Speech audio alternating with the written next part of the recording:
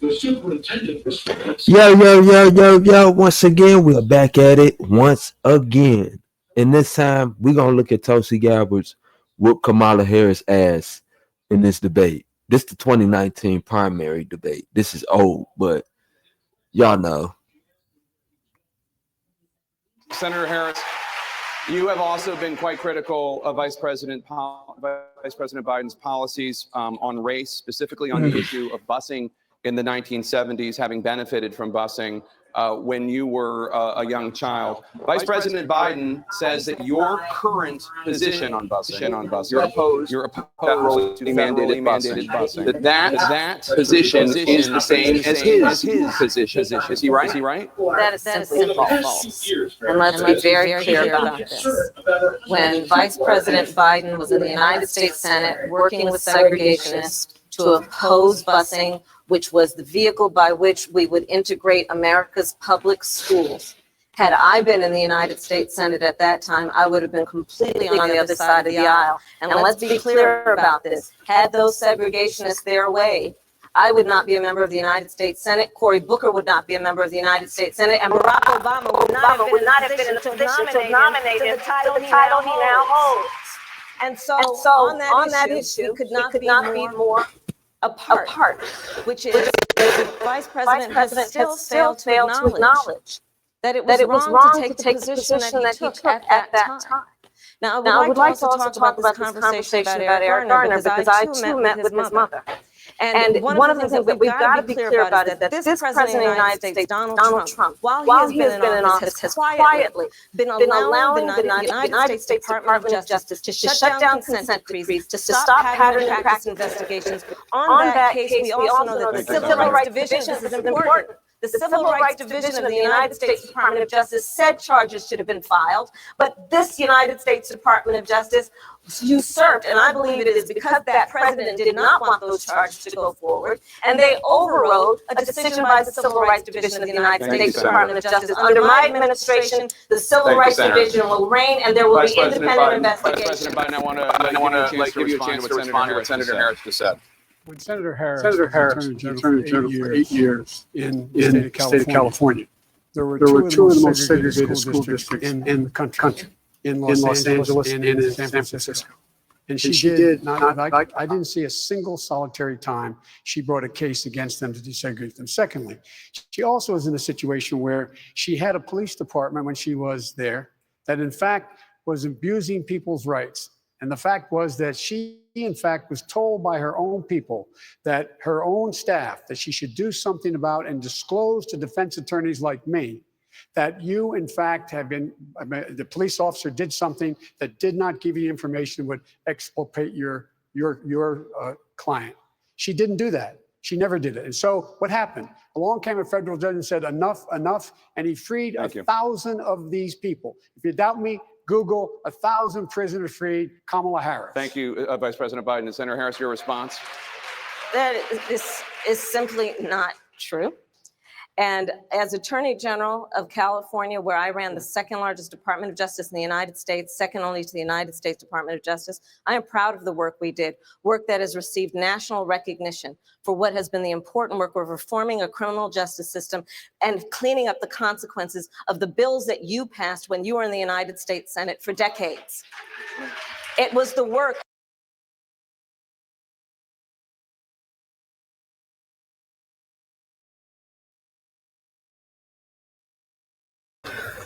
So we already did our research on her. She's lying about that. So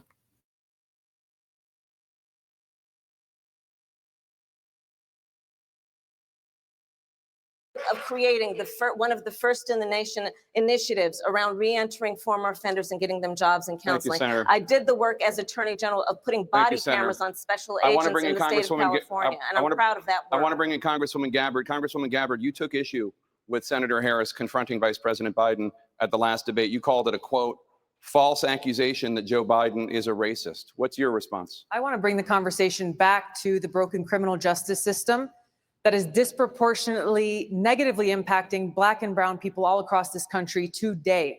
Now, Senator Harris says she's proud of her record as a prosecutor and that she'll be a prosecutor president, but I'm deeply concerned about this record.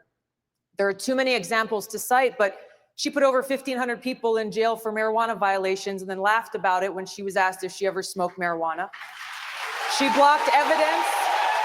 She blocked evidence that would have freed an innocent man from death row until the courts forced her to do so. She kept people in prison beyond their sentences to use them as cheap labor for the state of California. And she fought to keep cash bail system in place that impacts poor people in the worst kind of way. Thank you, Congresswoman. Senator Harris, your response. As the elected Attorney General of California, I did the work of significantly reforming the criminal justice system of a state of 40 million people, which became a national model for the work that needs to be done. And I am proud of that work. And I am proud of making a decision to not just give fancy speeches or be in a legislative body and give speeches on the floor, but actually doing the work of being in the position to use the power that I had to reform a system that is badly in need of reform. That is why we created initiatives that were about reentering former offenders and getting them counseling. It is why, and because I know that criminal justice system is so broken, that I am an advocate for what we need to do to not only decriminalize, but legalize marijuana in the United States. I want to bring Congresswoman.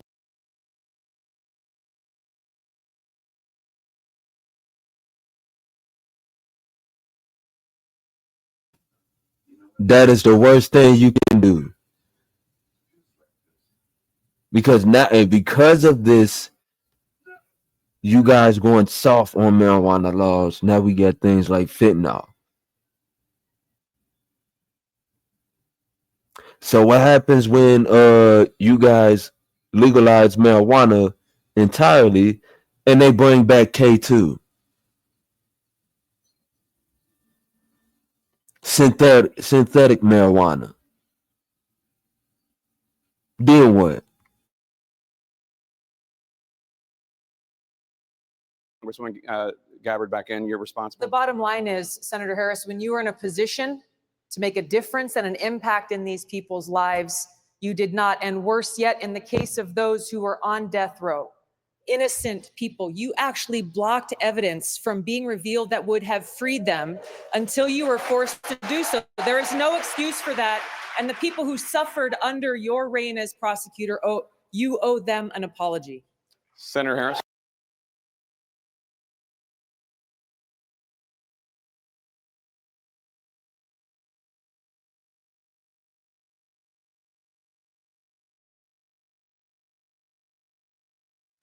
This is why I like this woman a lot. Yo, don't be surprised if 2038 come and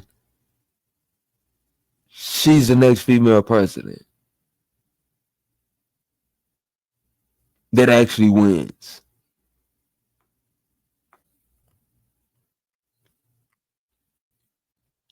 Harris.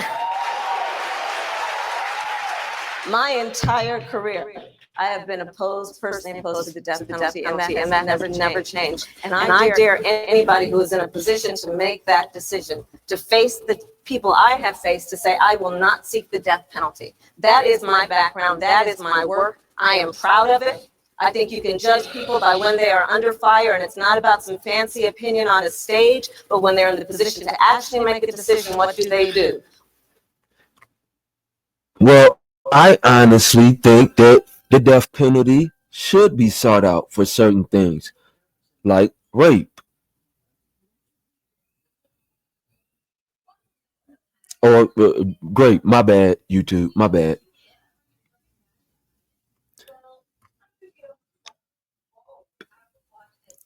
Or child molestation. When I was in my a bad, position my bad, of YouTube, having to sorry. decide whether or not to seek a death penalty on cases I prosecuted, I made a very difficult decision that was not popular to not seek the death penalty. History shows that, and I am proud of those decisions. Senator Harris, thank you very much. Senator Bennett, a question for you. Why are you the best candidate to heal the racial divide that exists in this country today, which has been stoked by the president's racist rhetoric? Yeah, first of all, the president's racist rhetoric should be enough grounds for everybody in this country to vote him out of office. That one thing alone should be enough. Second, Don, So things that he may have said, but has never really has stood on or done, are the things that should be voted him out of office.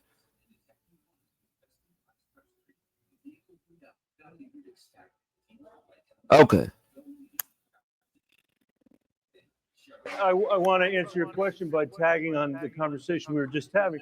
This is the fourth debate that we have had, and the second time that we have been debating what people did 50 years ago with busing, when our schools are as segregated today as they were 50 years ago. We need a conversation about what's happening now. And when there's a group of kids in this country that don't get preschool through no fault of their own, and another group does, equal is not equal. And we've got a group of K-12 schools that are good because families can spend $1 million, and you've got the Detroit public schools that are as segregated as they were. Equal is not equal. And let me tell you something else, Don. I believe you can draw a straight line from slavery through Jim Crow, through the banking and the redlining to the mass incarceration that we were talking about on this stage a few minutes ago. But you know what other line I can draw? 88% of the people in our prisons dropped out of high school. Let's fix our school system, and maybe we can fix the prison pipeline that we have. Thank you, Senator Bennett.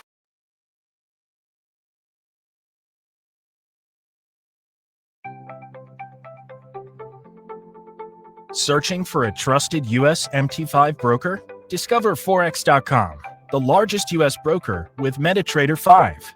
Join over 200.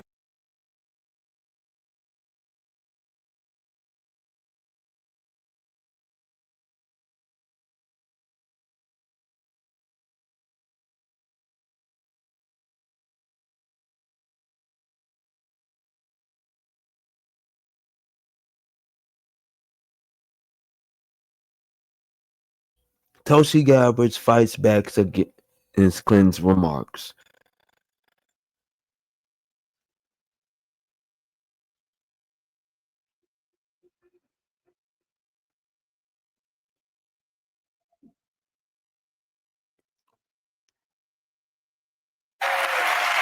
So, before I ask you the first question, what's happening with the telescope and the stuff?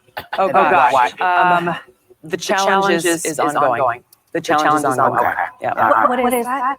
So Just explain. they decided, it was decided that they were going to go on sacred land and put up a telescope and do all this stuff. And the Hawaiians said, no, you're not going to do that. So it's been a fight. Tulsa's been at the forefront. And I try to bring it up, you know, when I can, because I think sacred land is sacred land. Can't, you know, anyway. So I have to ask you this instead. So we were just talking about EU Ambassador Sondland changing his testimony yesterday, that he had to be refreshed about quid pro quo. And you've been skeptical, more than a lot of Democrats about the impeachment inquiry. Were you surprised by what he did yesterday? Well, look, the facts are important. And we'll get to that. I want to start with something that I think is also important about facts. Because recently on your show here, I was just going to get to that. Good. Helping you out. You want me to ask you? Yeah, look, some of you have accused me of being a traitor to my country, a Russian. Get him, Tulsi. Asset, a Trojan horse. Or a useful idiot, I think was the term that you used, which basically means that I'm naive or lack intelligence to know what's going on. They use that. I want to let your viewers know exactly who I am. All right. Set the record straight. I am a patriot. I love our country. I am a strong and intelligent woman of color, and I have dedicated almost my entire adult life to protecting the safety, security, and the freedom of all Americans in this country. It was the attacks on 9/11. Well, so I guess we're getting a little bit far ahead of ourselves, but Franklin Graham finds you refreshing. He doesn't find me refreshing. Richard Spencer, the white nationalist leader, says he could vote for you. Joy, this is why, I mean, this you're is on why you're I'm on here. Tucker Carlson at least 10 times. Why don't you go on Chris Wallace's show? This is why I'm here, because you and other people continue to spread these innuendos that have nothing to do with who I am. Well, Hillary that have Clinton nothing to started do it, with and then who you I shot am. back at her, boy. You called her the queen of warmongers. You doubled down, unfortunately, you doubled down on the baseless accusations that she made that strikes at the core of who I am. I'm a soldier. Because of the attacks on 9/11, I enlisted in the military to go. Asset. They called her a Russian asset. This has started with Hillary Clinton. She was one of them ones that got called a Russian asset for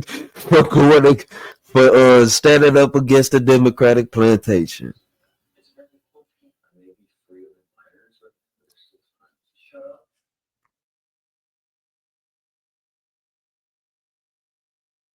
Go after and defeat and destroy the evil that visited us on that day. I've served now for over 16 years, deployed twice to the Middle East during the height of the war, where every single day I saw firsthand the terribly high human cost. It's why I ran for Congress. We actually have the clip of Hillary Clinton, just to put this in context of what we're talking about. Let's take a look at that.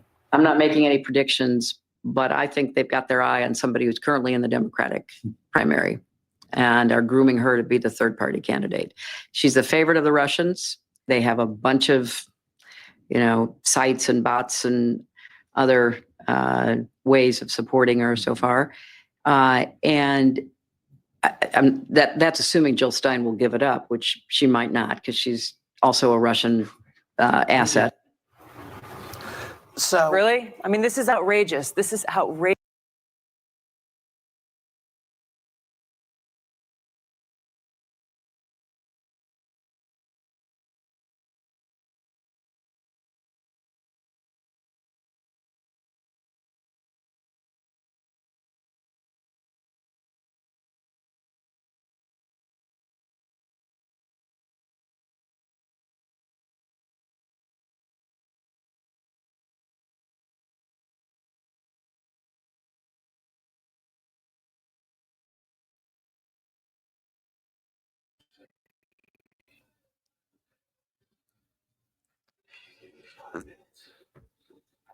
She literally turned around.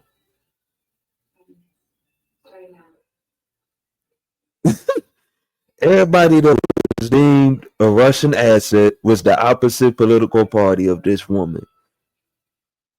Literally. She didn't call Donald Trump a Russian asset. She called her a Russian asset. And then she even called Jill Stein a Russian asset. And Jill Stein was for the independent party. She ain't even Democrat.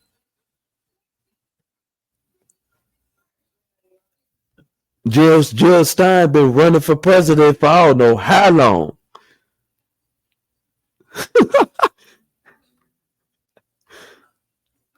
Outrageous and offensive on so many levels. I've served as a member of Congress now for almost 7 years, receiving high-level national security and intelligence briefings, serving on the Foreign Affairs Committee, the Armed Services Committee, the Homeland Security Committee, working to ensure the safety and security of the people of this country. This is why I'm running for president, to continue that commitment of service. So are you surprised, though, that when people see bots and things and all the things that we've sort of been seeing heading your way, that people have these questions? Because she's not the only one. Hillary, I don't think, is the only one. So what she's saying is she feels they are grooming you. Honestly, this should be literally considered election interference. This right here should be considered election interference and unconstitutional.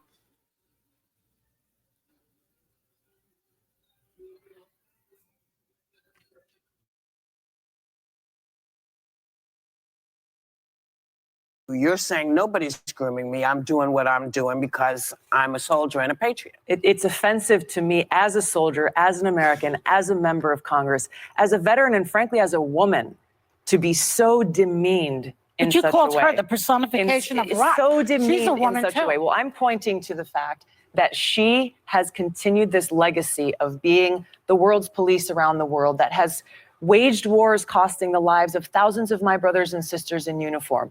I'm speaking out against that and What's to your evidence change to that? to change. Well, can I? Are Are you you serious? Let's serious? hear it. Are you serious? Let's hear it. I served in the war Not in you, Iraq. her. You're saying that she's exactly. she's a I warmonger. served How in do the you come war up with in that? Iraq Yeah. that she championed.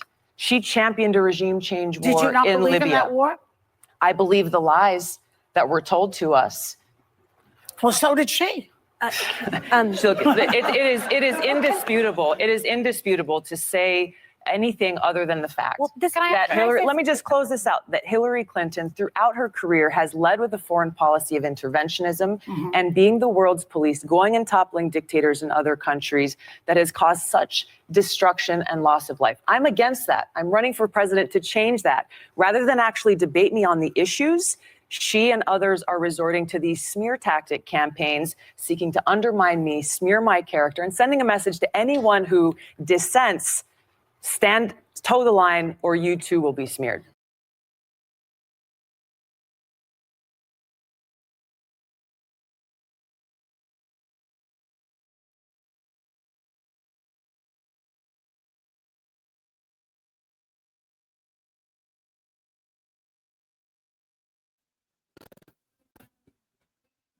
And honestly, when is that going to be deemed as an election interference and unconstitutional? Have you ever tried to visit a website only to have like 90% of it taken up by ads? Pi.org is a web browser extension that lets you decide what ads you see on what websites. But here's the twist. For every ad you opt in to see,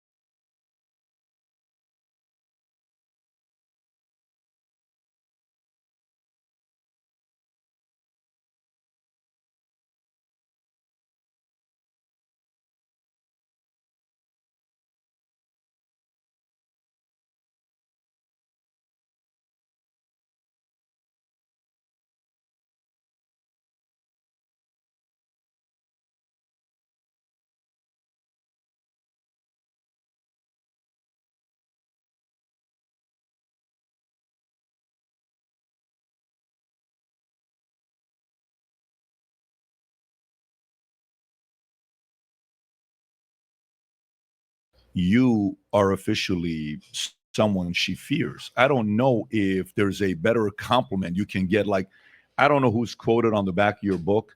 Well, one of the quotes needs to be Hillary Clinton because it should be a way, like a badge of honor. And the reason why I say this, I was on a Twitter Spaces a couple months ago, and there was a lot of people talking about different VP and who would be good and who would be this and who would be that. I'm not in the political world, but we get a lot of weird phone calls of people wanting to ask us for counsel. What do you think about this? What do you think about that? We're just regular people that are running businesses, but every once in a while, weird people call us. And I always bring up your name because there's something that is fearless about you. I love when someone knows how to rattle other people on the other side. And in boxing, we just had a very big fight, which was who? Ryan Garcia against Devin Haney. I don't know if you watch it or not. Ryan fooled the world, right? He literally trolled the world, and he said it. I trolled you guys, and I won, right? I'd love a rematch to see what he's going to do with, Tank Davis. Maybe not at 134 pounds or 136 pounds that he can only gain 10 pounds. Maybe at 145, and he can gain whatever the weight. I'd love to see what that rematch fight looks like. Oh, I would love to see you and Kamala on stage. Oh. Can you imagine that visual, right? There you go. If Tulsi's chosen as the VP, I just want to, if they sold that pay-per-view, my gosh, we would sell millions of pay-per-view. There's a fundraising idea for Donald Trump's Of course campaign. there is. That would be an easy one, right? So no, I just think about, so maybe let me ask the question a different way from you. If Donald Trump is watching this and somebody asks a very simple question, how should he assess who to choose as a VP this time around that's different than 2020?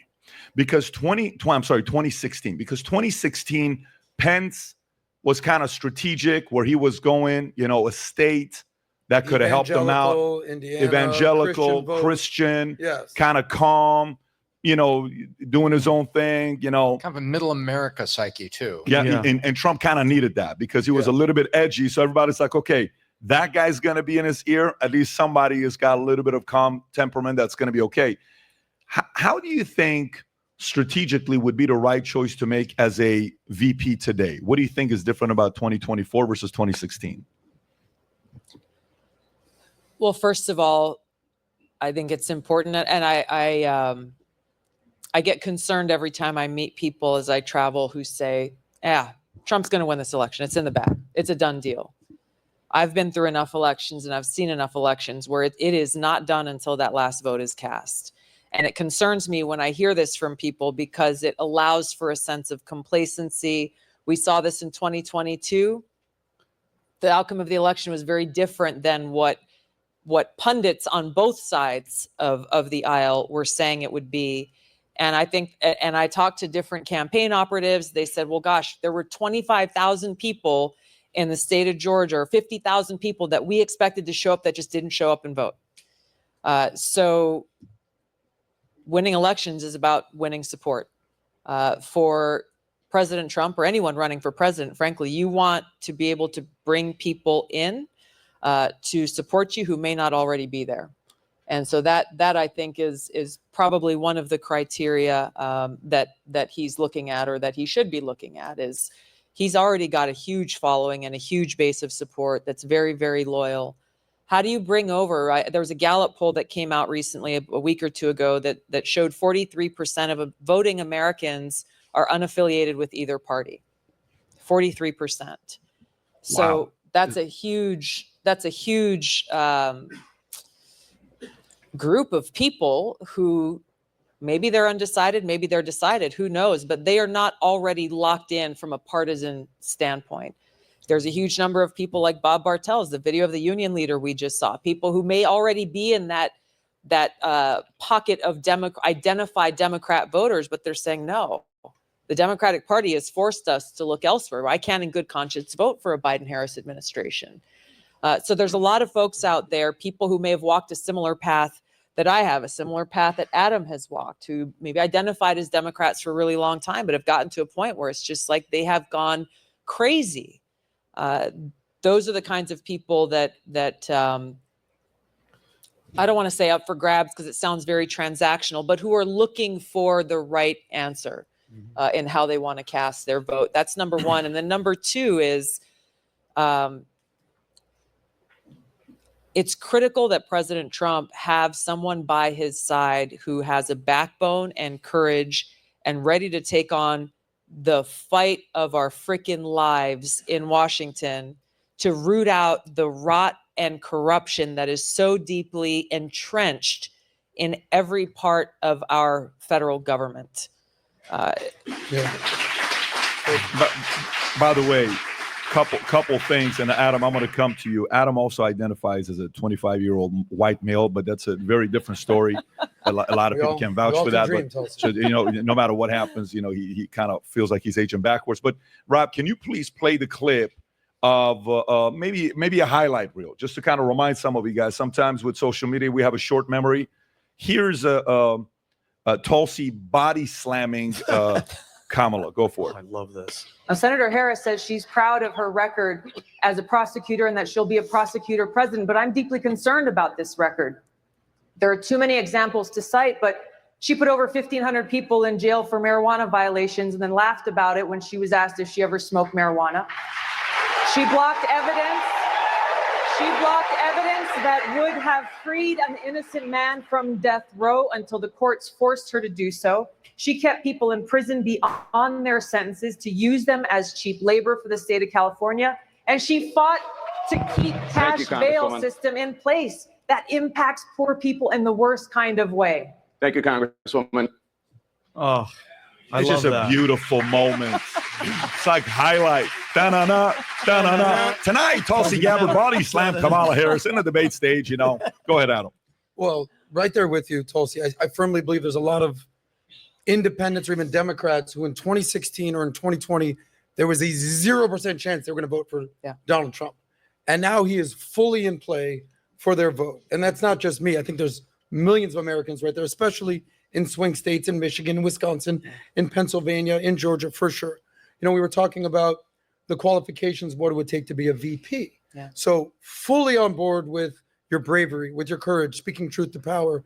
When I think of Trump, the one thing you need to have to bring to the table for Trump, you said it, is loyalty. Yeah. So there's millions of people that are loyal to Trump.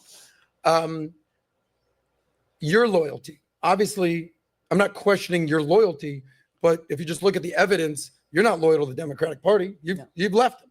They weren't loyal to you. You're also fully on board with being critical of Trump. It's not a secret. Pat talked about it. What's going to happen if you are in the Oval Office and he says something you don't agree with? I mean, we saw what happened to Mike Pence. This guy was his lapdog for 3 years and 364 days. Now he's dead to him. You've got a backbone. You've got courage. What's going to happen? You're like, yeah, Trump, I don't agree with you on this. What would happen to your loyalty then? Here's what I Why think are you is starting a fight already? Like, what's No, my matter? jeez, I thought you guys were- Have a nice but I'm sorry. Go ahead. here's that on film? here's what's important, and Yeah. here's where, you know, so much of the caricature and the narrative that those who hate Trump put out. We were talking a little bit backstage there about, you know, what's going on with the Supreme Court and this whole immunity challenge and everything else. One of the Democrats' favorite lines is, we have to save democracy by stopping Trump, because if he is allowed to be reelected, it'll be the last election the country ever sees, and he will become the dictator in chief, and so on and so forth. Yeah. And so, yes, loyalty is important. I make no bones about the fact that my loyalty will never be to a single party. It will always be to our country first. I don't question Donald Trump's loyalty to our country. And here's why. If it doesn't matter. Listen, whenever they say Donald Trump gonna be a dictator on day one, I just laugh and be like, I'm with it.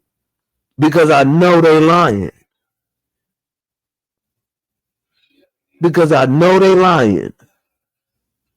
So whenever they just say Donald Trump gonna be a dictator from day one and we ain't gonna have no more elections, I'll be like, okay, I'm with that. Cause I know they lying. And they just fear mongering stuff. So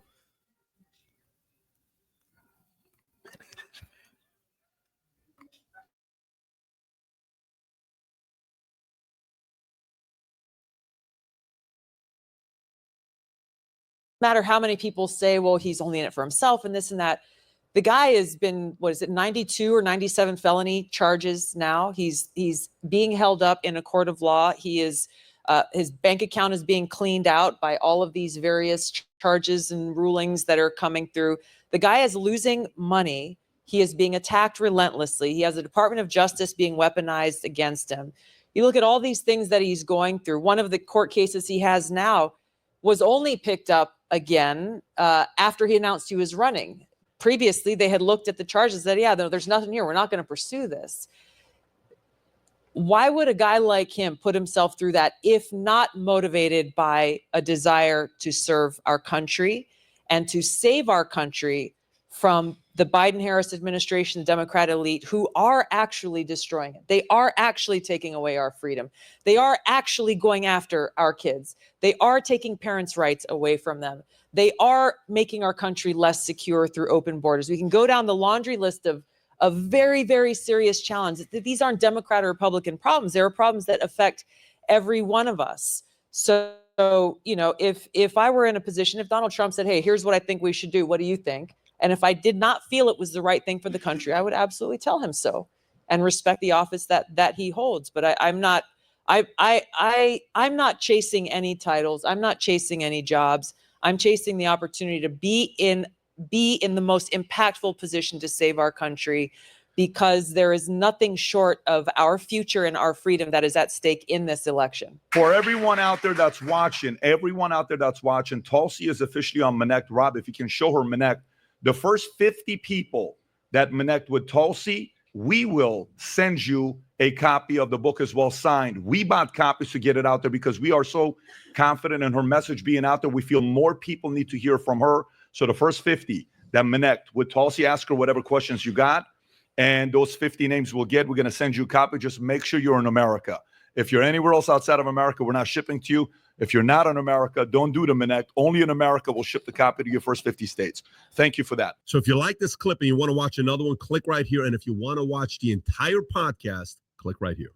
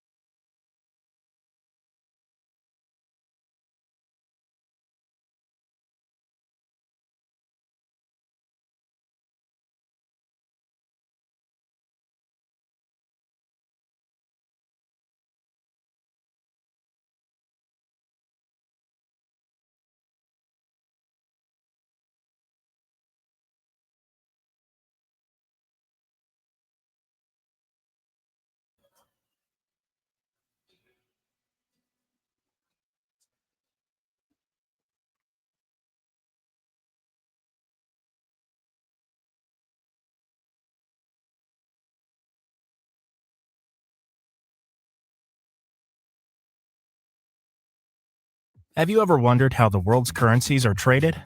The foreign exchange market, also known as the Forex market, is the largest and most liquid financial market in the world.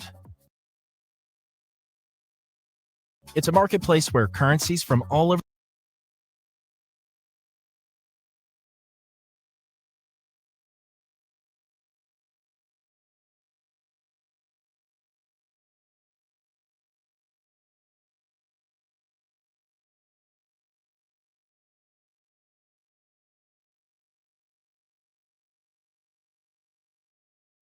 Coach you a little bit, and maybe this is part of the hot seat at first. Are you okay with this one? You know that, right? I just want to make sure. I know you know how to I fight. like the I know little you're tough. disclaimer there, PBD. All right.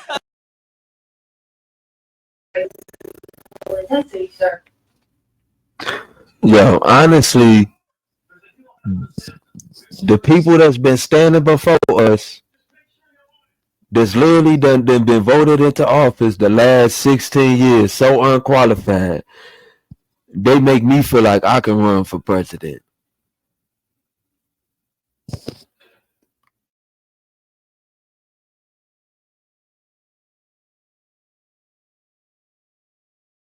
It's called love. So I got a friend who's armed to the staccato over there.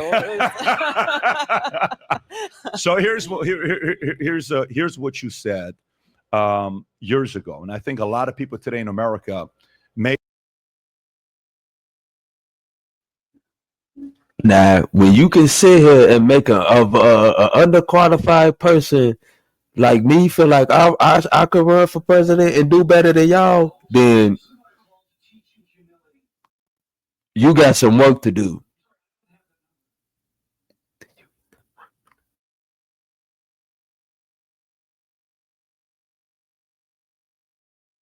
Maybe are going through what you went through. You are somebody that was the vice chair for the DNC, I believe, right? You are somebody that supported Bernie, and you even talked about Bernie. You are somebody that even voted and supported for Biden. You are somebody that also in the past said to Crystal Ball and Saagar, look, there's no question in my mind that Donald Trump is unfit to serve as president and commander-in-chief. I've said this over and over again. I'm running for president to defeat him for that specific reason. Then in the past, you've said to ABC News senior Washington reporter Devin Dyer, I believe, stoking these racist feelings and stoking religion. I mean, yeah, we all saw that, but she was completely brainwashed by the left and she woke up. Just bigotry in this country, tearing apart an already divided country for his own political gain, is beneath the office of the presidency and undermines the very values and principles of our democracy. You've also said in another statement here in 2020, you said in a statement following her vote, Tulsi said, "I'm standing in the center and I've decided to vote present." This is in 2020. "I could not in good conscience vote against impeachment because I believe President Trump is guilty." Then you've also come up and you told, I believe, Tapper, "I just came from intelligence briefings from that the administration came and brought to Congress. Really, they provided vague comments, no justification whatsoever for this illegal and unconstitutional act of war President Trump took." You've also said, I can continue a bunch of different things you've said about this. Now, many of us have made a lot of comments in the past before. Many of us used to be a different side politically, but you may have been the one that's pissed off Democrats the most. Why did you leave the Democratic Party to be where you are today? Every one of you has a book there where I go into detail about exactly why I did that. But, there are a few different things that you cited there in those quotes. And we won't spend too much time dissecting every one of them, but I've made no secret about the fact that there were different decisions that President Trump made that I disagreed with. The one vote that you cited was I was the only Democrat in Congress who did not vote to impeach Donald Trump because I saw what that was exactly. It was a political witch hunt specifically for partisan reasons and how dangerous a precedent that sets. Our founding fathers warned against that impeachment being used for partisan purposes rather than for what it was actually intended for. I never got into the kind of personal smears and attacks that the Democrats did against Donald Trump when he was president, because I felt that for our political discourse in this country, whether we agree or we disagree, we need to stay focused on the substance. A lot has happened in our country from then until now. I was critical of my then party's president, Barack Obama, and earned the ire of Democrats at that time. Mm-hmm. I've been known to be an independent thinker and a straight shooter. My country comes first. It always has. It always will. That's what motivates the decisions that I've made. And ultimately, what drove me to leave the Democratic Party was how could I, in good conscience, align myself with a party that at every step of the way has become the party that opposes freedom, that completely derides the Constitution and throws it in the trash, doesn't believe that it's relevant to our country today. And as we are seeing over and over, and it looks like we'll talk about some of these examples, at every turn, they are willing to undermine the rule of law and politicize all these government agencies, the Department of Justice, law enforcement, and so on, just to remain in power, going so far as to try to take away every one of our rights to decide who we want to vote for in this election. And they're doing that through the court of law. They've done it through over 32 states trying to get Donald Trump off of the ballot. They are so terrified of we, the American people, making quote unquote the wrong choice in their minds that they are willing to take away our freedom to supposedly protect ourselves and, in their words, to save democracy, to destroy democracy in order to save it. But really what they're doing is just trying to protect themselves. But it shows that twisted mindset. And we saw it in the Supreme Court ruling on that Colorado case with the Colorado ballot, when unanimously the Supreme Court said, no, the people decide elections. A court doesn't unilaterally get to decide who's allowed to be on a ballot and who's not. And the reaction from people like David Axelrod and senior Democrats, the Democrat elite across the board, they immediately criticized the Supreme Court, which included some of people from their team, and threw up their hands and said, oh gosh, I guess the American people have to be the ones to save our democracy. It shows that twisted mindset that I saw building over time throughout the time I was in the Democratic Party, and it got to a point where there was no way I could associate myself with them anymore. You know why I'm asking that question. And by the way, for those of you that are watching, her book, did the book come out today or? You guys are getting advanced copies, every one of you. Right. The book is not out yet. For those who have put in pre-orders, it will be in your mailbox on May 1st. Yeah, this is by the way, April 30th. everybody that's here is getting a signed copy by Tulsi, just so you know, before anybody else does. And for people out there that are watching, absolutely. Everybody here is getting a signed copy. And for everyone out there that's watching, Tulsi is officially on Minnect. Rob, if you can show her Minnect, the first 50 people that Minnect with Tulsi we will send you a copy of the book as well signed. We bought copies to get it out there because we are so confident in her message being out there. We feel more people need to hear from her. So the first 50 that connect with Tulsi, ask her whatever questions you got. And those 50 names we're going to send you a copy. Just make sure you're in America. If you're anywhere else outside of America, we're not shipping to you. If you're not in America, don't do the Connect. Only in America will ship the copy to your first 50 states. Thank you for that. Let me go back to the question why I asked you. When I asked a question like that, it almost seems like it's an asshole question, right? Why would you bring something up like that? Why would you start off with something like that?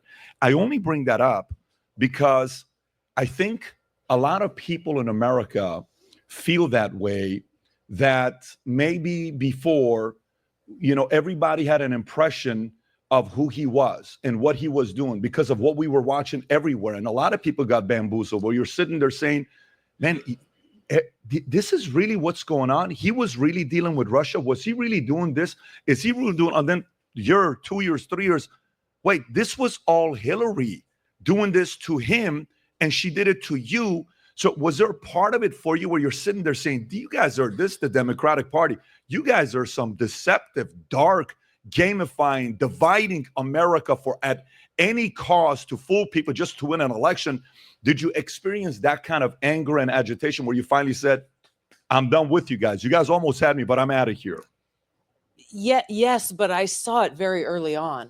I saw it throughout that 2016 campaign. I saw how the dangerous rhetoric, the Russian agent rhetoric they were using against Donald Trump during that campaign. And as a soldier and a veteran, when you have people in positions of power using that kind of dangerous rhetoric, it's not just empty words thrown around on a campaign trail. There are actually foreign policy related consequences and national security related consequences to that.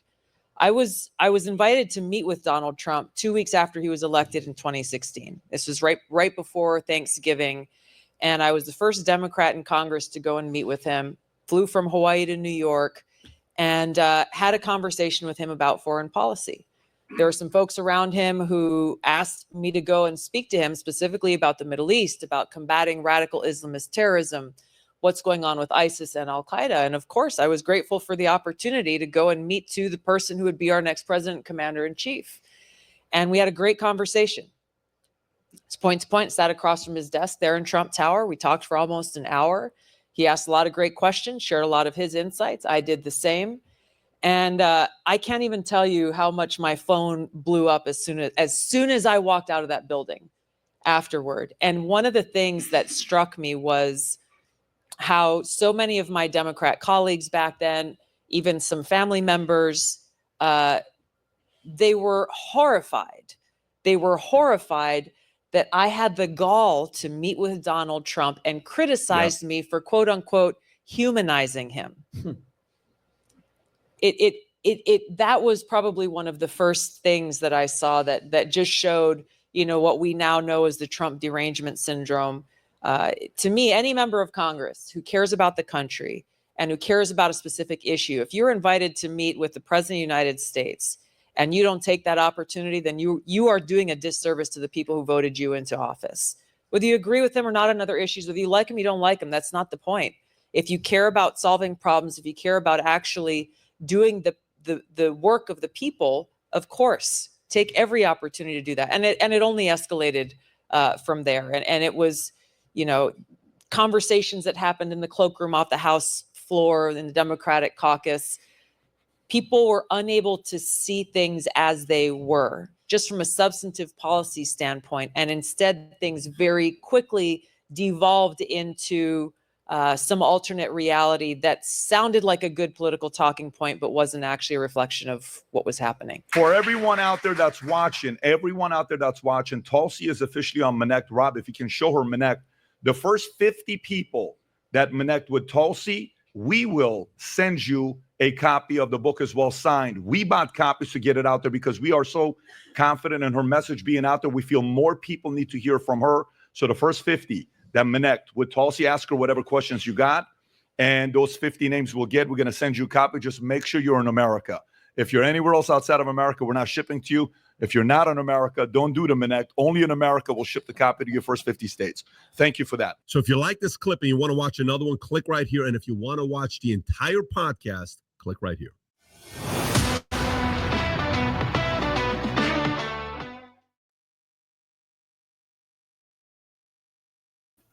that this is legitimate. So of course, hey yeah, let's go find a little bit of Candace Owens.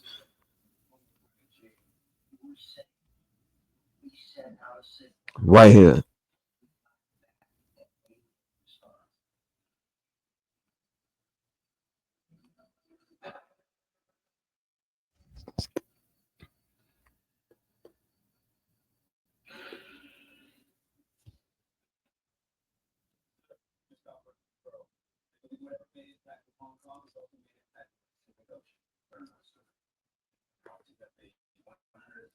Okay, first of all, I No wish, chance, no first of chance. all, Like just you to think that educate we almost lost America on January 6th. Like, I just don't buy that you're that soft. Yeah, I do. And just to educate you a little on this, I was saying this for 5 years when everyone was laughing at me for saying this, that Trump would never concede the election and he would never go away.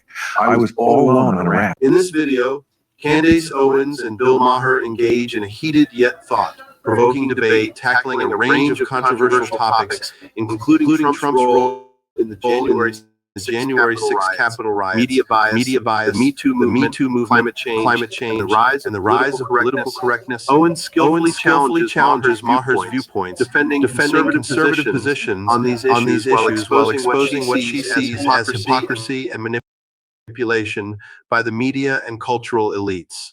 Despite their differences, the two ultimately find common ground in their criticism of modern political correctness and the impact it has on free speech and public discourse.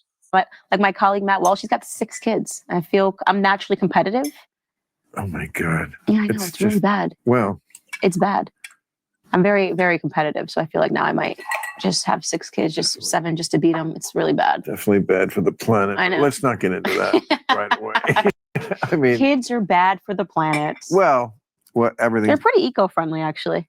Adults are bad for the planet. Well, they're not eco-friendly in the sense that they're going to have kids and, you're just making more people who are using resources, people who argue about planet and, Elon Musk. I don't understand his whole thing about like, we should have more people. It's like, there's room. Of course there's room. It's not about room. It's about resources. We don't have the resources. We have the room. We just don't have, I read just the other day where what do they call the groundwater? We've already sucked out all the groundwater that we can possibly use. There's just not enough rain falling for all your kids. It's all about you, Candace. Thank you. It's interesting because I've just kind of read this whole book debunking all of that, which I feel like in 2 years, you're going to have a totally different perspective on all that because Well- I've seen your growth and where you were a few years ago to where you are now. No. And, Elon Musk, I think, is probably pretty educated about the planet resources. Do you think? No. No. Not necessarily. Not if you, not either of you. If you think that we can somehow keep putting people on the planet, which has a finite amount of resources. Almost a shame to have to cut into that, but you do. Yeah, you do. You gotta. Yeah. But don't you not believe in the moon landing? So I'm supposed to believe you about climate. I think it's so funny how people take, well, first off, I know what I'm talking about with the climate stuff. So I'm just going to go ahead and promote. Well, a you're book not for the you to only read. one. Yeah. Well, I mean, I think you should probably realize that there is, in the same way that there are narratives, I think you're now more awake to. The climate hoax is one that funds trillions of dollars. And Okay. we are not running out of space. You could fit the entire world if you stacked it like New York City in Dallas. So Fit. I just said it's you not said about. fit, but the point is that hurricanes are down. The whole idea that every time it rains, it's because What I will something agree bad with- is happening is it's okay. What I will agree with you on is this: the environmentalists do often lie because they have this idea. This issue is so important, and by the way, it is so important that it's okay if we shade the truth to get people on our side. And I don't agree with that. I'm always They've lied every time. Well, not every time. What was your climate disaster growing up? Mine was global warming. They don't even say it anymore. They don't say global warming No, anymore. they don't. No, they say climate change. They went from global Maybe cooling. not in your they bubble, went but from- in the world they no, do. they don't. They went from global cooling to global warming. They never were in global. No one was ever talking. It was one. That's such a stupid talking point. The debate opened with Owens challenging Maher's belief in the narrative of an impending climate crisis.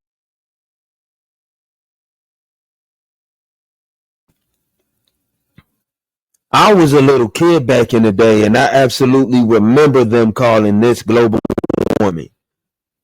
And they went from global warming to now climate change. I was a kid back then when they was using those talking points, and I remember them.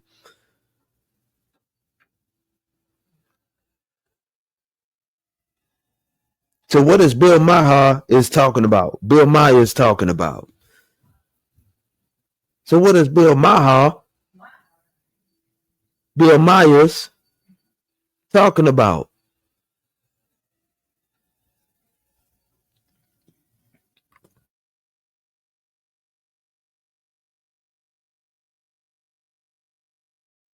Crisis, calling climate change a financially motivated hoax.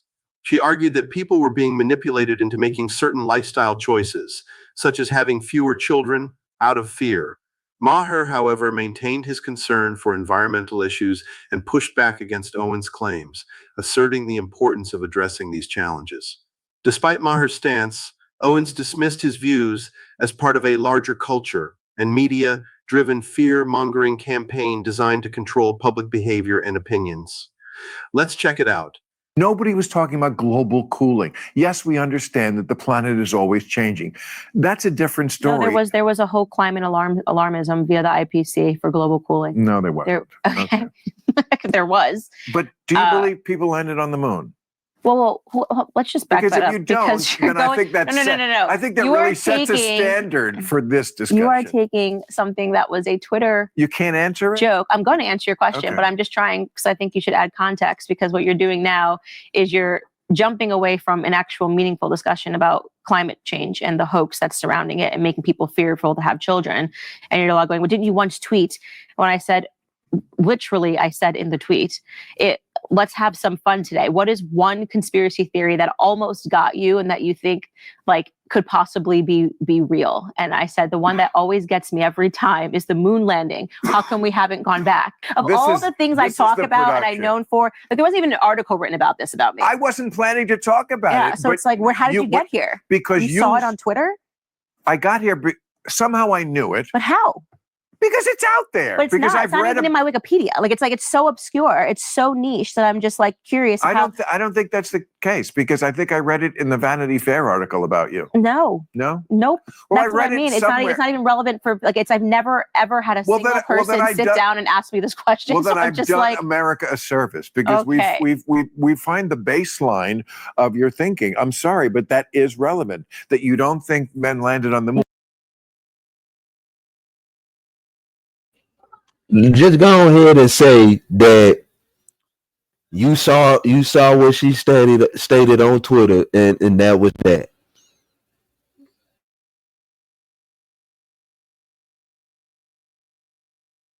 no, I just said I would like first off, what I specifically said was You don't know. I want to know why.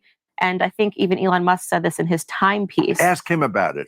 Yeah, Ask him I about think the moon. he did address it in his timepiece. I think he Man probably of the Year. believes it But I'm just not interested in this topic like at all. So it's just Okay. like you just came in so fiery about something that I am not known for. That was like an obscure I don't tweet want- of like I it don't started want- with "Let's have some fun," and it was in a joking manner. And suddenly you're Sorry. like, Okay. "How could you not believe the moon landing?" And I'm Well, I like, do the believe that. energy is Okay, like a little. My apologies. And I don't Just want this to be adversarial. No, it was just if we hadn't surprising. got on to global warming, I Well, wouldn't that's something that I have, actually wouldn't believe. have thought So I'm the okay moon. to have this topic. No, but I connected it to that because it was like, okay, if But I'm in the public sphere talking about that. I've had experts on my show talking about, like Gregory Weinstein talked about his book about the climate change hoax. Okay. I care deeply about that because of the implications and how the climate change hoax and the trillions of dollars that are basically disappearing for things like Paris Accord Agreement. Like I'm very much on record in Now, moving on to the next part, where Candace unexpectedly delivers a powerful rebuttal to Bill. She calls his position on January 6 weak, accusing him of pandering and exposing what she believes to be a flawed and misleading narrative. Watch closely as Bill responds, while Candace firmly holds her ground throughout this intense and thought-provoking exchange. This one is particularly interesting to watch unfold. But I mean, you saw BLM riots, right? Yeah. The summer leading up to this, right? Where like I lived in DC at this time. where you couldn't go outside, cars were flipped, things were burned, people Yeah. were boarding up their Oh, yeah. windows. But you thought the end of democracy, you can say this meaningfully place, happened when people above the age of like 65 stormed the Capitol. Like you thought that was the worst thing you've ever seen in American politics. Well, I mean, what was the worst thing? That was a small part of a bigger picture. The worst thing was that finally we had a president after all this history that we've had. Nobody ever did this, not Al Gore and not Nixon, who probably didn't actually lose their elections. They allowed this peaceful transfer of power to happen. We finally had a guy who decided, of course, because he's insane, decided that no matter what happens, I won this election. There's only two things that could possibly happen. I win the election, or if I don't win the election, there must have been some cheating. It was looked at by his own people around him, including the Homeland Security Department, including the Director of National Intelligence, including every court, federal and state, including his own lawyers, his daughter, Bill Barr. Everybody told him, you lost this election. They looked at this over and over again. Even the Republican vote counters, like the one he called who said, find me 11,000 more votes. Even those people told him. So plainly, he did not accept losing the election. And then he tried to put in a bunch. This is why he's on but trial. I'm just asking It's not if for you lying. believe that day, as the media presenter, I'm talking about media hoaxes. I give you my answer. It's not just that day, although that was part of the scheme. I mean, it's not like coincidence that they showed up on the very day that they were certifying the vote at the very place they were doing it to stop that from happening.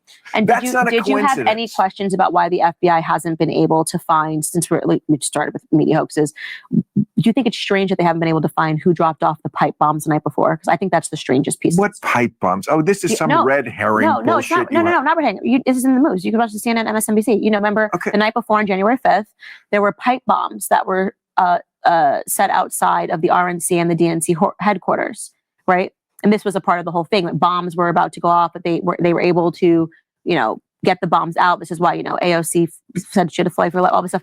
And so I'm asking you, do you have more pressing questions about why they have not been able to find the person that dropped off those I will have to look into that the way you'll have to look into the moon Fair. thing. Okay. Because I think that's a very big piece for a lot of people of just understanding what actually happened on that day. As I said before, I don't trust the media on anything because they never give you the full story. So I will allow that there could be this element to the story that is part of the story. I don't think it will probably change my mind that Donald Trump would not concede an election. Hillary Clinton took a very long time. I don't think she's Hillary Clinton was there before the night was over in her purple suit conceding the She election. didn't. She slept in. You're wrong. No, I'm not You're wrong. John Podesta came to the podium and said, It was before dawn of the next day. Okay, my point is that saying that there was You that lost there were your point. No, I didn't lose my point. My point is that Well, you're saying about that Hillary, you were. Hillary conceded as soon as it was obvious that she lost. The thing that I'm trying to get you to say though, we know that you hate Trump. That has been abundantly obvious. Yes, I we actually do. think So, okay, so if she conceded to the transfer of power, then why is she still calling Donald Trump a Russian asset to this very day? If Hillary Clinton conceded to the peaceful transfer of power in 2016 when she lost the election, why is she still calling Donald Trump a doggone Russian asset to this day?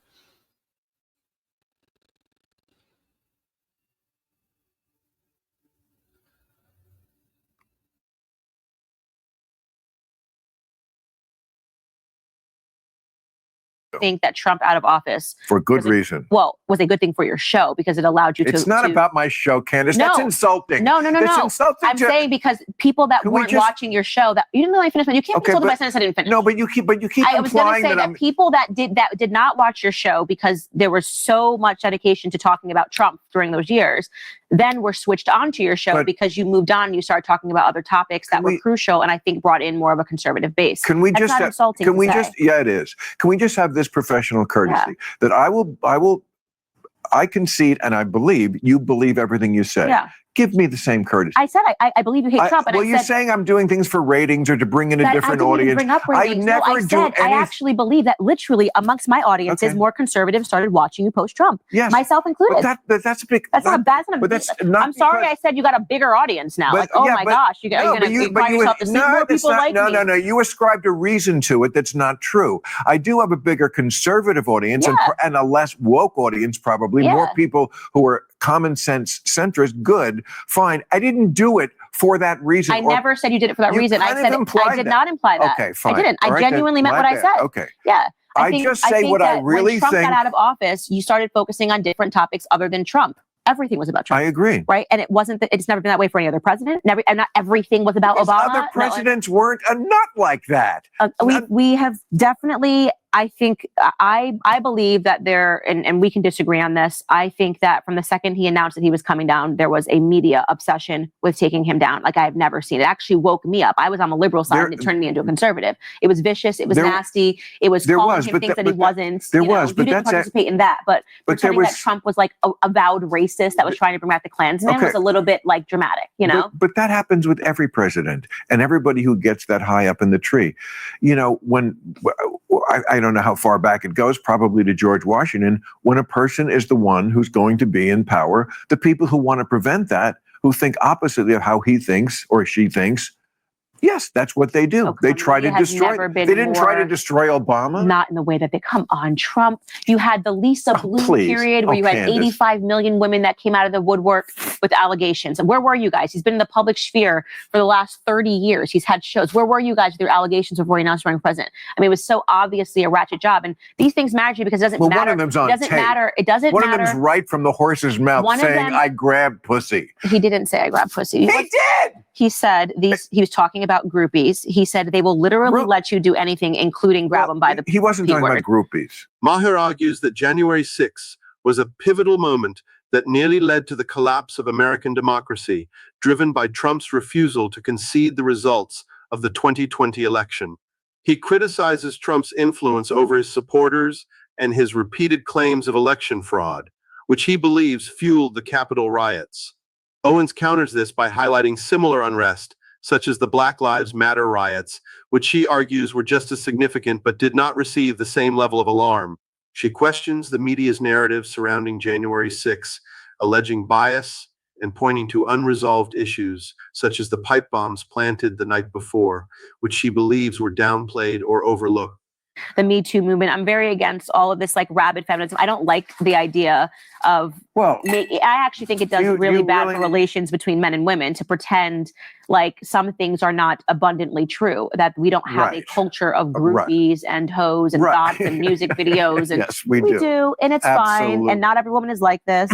And I wouldn't love to hear my husband say it, but I also would be like, right. Our girls that will let you do anything to them. Right. It's funny that we can admit about men that they're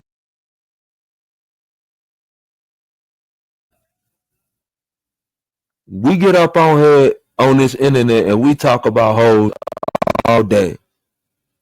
It's nothing new. It's nothing new.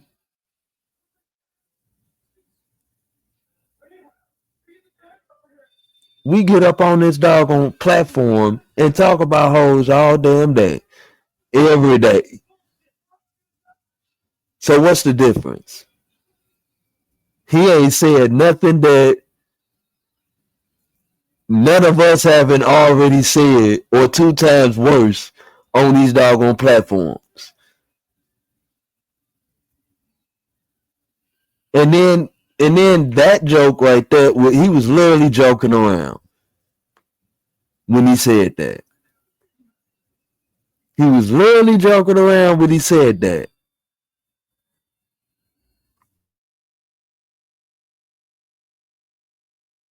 they're dogs because most of them are. But we can't admit that girls are sluts. But we can.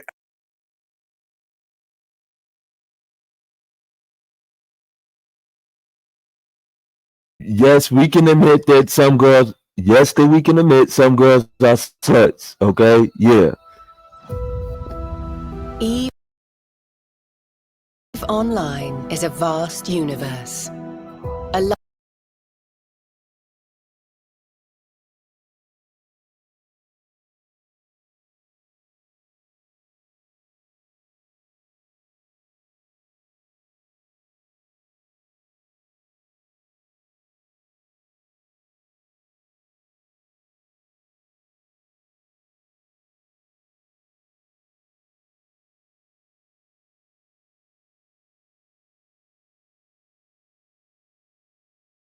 But we can. That feels not fair. Well, I feel fewer women are sluts than males are dogs.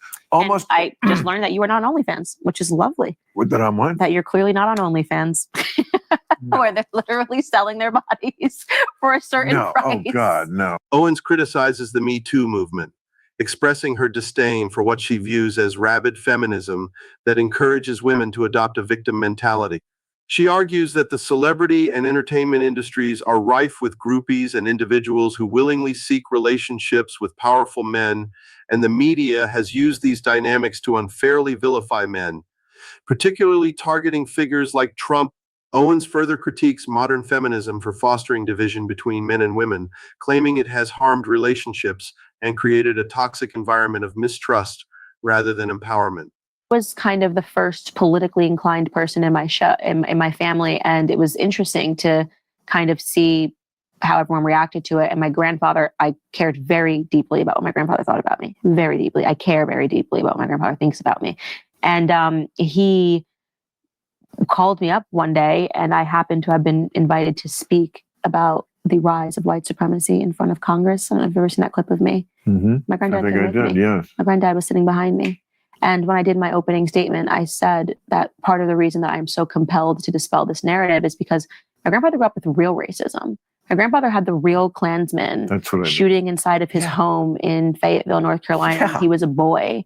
And how insulting for me to harness what he lived through. Right. I haven't lived through a day of that in my life. Right. Because I want clicks and views and for people to feel bad for me.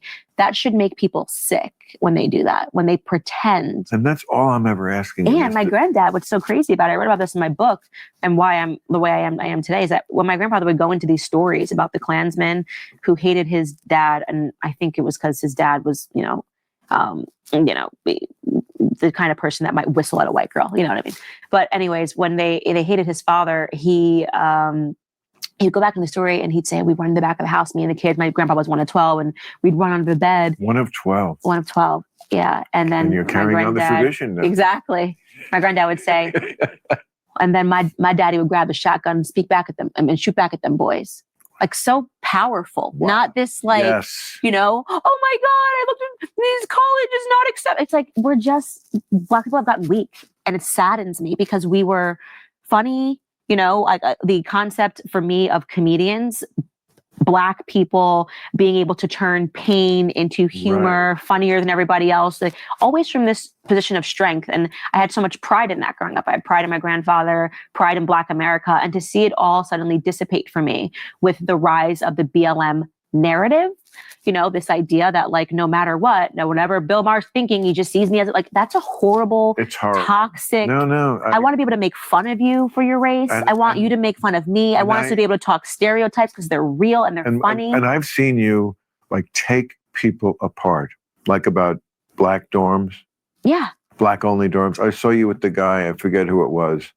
But I mean, when you chop someone up, you do it like nobody's business. And again, when I'm agreeing with you, it's just such a pleasure to watch that. And that's all I'm ever asking I've been, there are lots of idiot like commentators like Bill Maher's I'm not a racist. I just want the truth. Yeah. Just don't lie to me. But don't you miss being able to make fun of each other in like a feel-good way? Go watch the old stand-up comedians. They would walk in, they'd be on stage, and they would just literally, you could not survive. You were Chinese, you're getting a joke. You're Black, you're getting a joke about and everyone is being offended and everyone's laughing. And when they walk out, they're closer. Closer, because you need to have it taken. You do. You're not now that, when you're walking on eggshells. Yeah. See, I can't make a joke because if it's taken the wrong you way. gotta issue an apology. If it's taken, it's and like, that way we don't get close. yeah, we never get closer. We never get closer. The self-hating white person is like, as observing this as a Black person, right? This is something that Black people could never get behind, right? You're not going to get Black people to like just lash themselves in public, and you know what I mean? Like, we're going to be like, we look at this and we're a little bit like, you guys are a little weird. Like, at least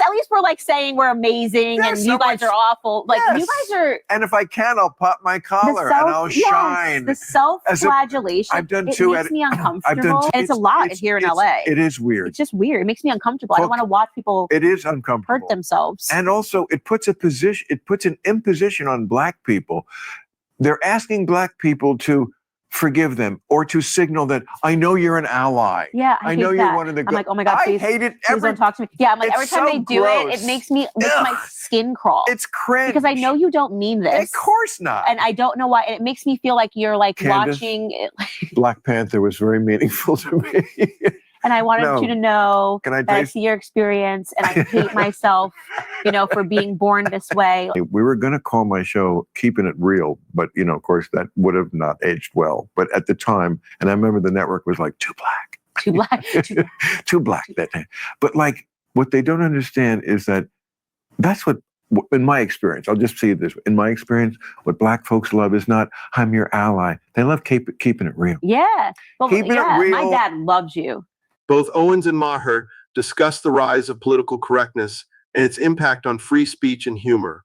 They reflect on how past comedic norms allowed for more open and honest discussions about race, gender, and culture, which they believe brought people closer through shared laughter. They criticize today's culture of hypersensitivity, arguing that it has made it increasingly difficult to joke about certain topics without offending others. Owens, in particular, highlights how this shift has weakened American society, making people more fragile and less willing to confront difficult truths, as fear of offending has stifled meaningful discourse. What do you think about today's discussion? Let us know in the comments below. Thank you.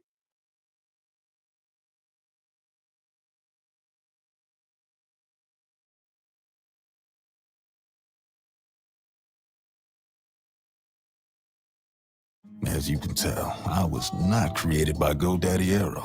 It uses AI to create great-looking logos in minutes. A logo that actually looks like a horse. Imagine that.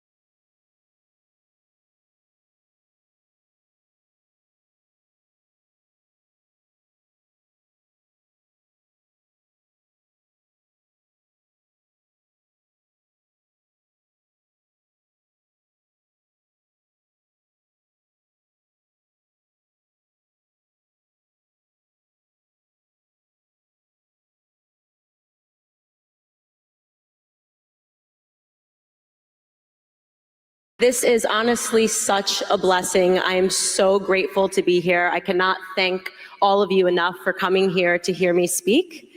I want to start off by asking you guys a very simple question. By a show of hands, how many people in this room have had bad things happen to them? Everyone. Okay, everyone. Now I'm going to ask a similar question, but it's going to be different. By a show of hands, how many people in this room consider themselves a victim? Wow, really impressive. Normally I get a few hands, and that's really impressive. So the differences in these questions is a difference in mentality. I have been smeared, libeled, I have been protested, I have been kicked out of restaurants, I have been assaulted because I go around with a very simple message, which is that bad things happen to everyone, but a victim mentality is not something that you should possess because a bad thing happens to you. This has earned me the title of being called anti-Black, anti-LGBT. I have been called a Nazi sympathizer, among other things, because I have this idea that if we don't accept ourselves as oppressed and we accept ourselves as the victor of our experiences, then we can achieve more in life. So let me tell you a little bit about me that you're not going to find in all of these articles that basically want people to believe that I am somehow a white supremacist, which is quite impressive that I get called a white supremacist. Candace Owens underscores the significance of embracing a winner mentality advocating that individuals should view themselves as victors rather than victims, regardless of the challenges they face.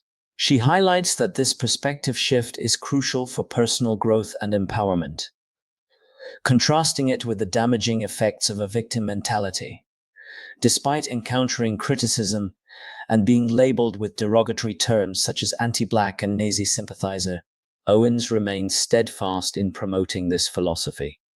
She argues that accepting oneself as a victor allows people to overcome adversity and achieve more in life, rejecting the notion that external circumstances should define one's identity or limit their potential.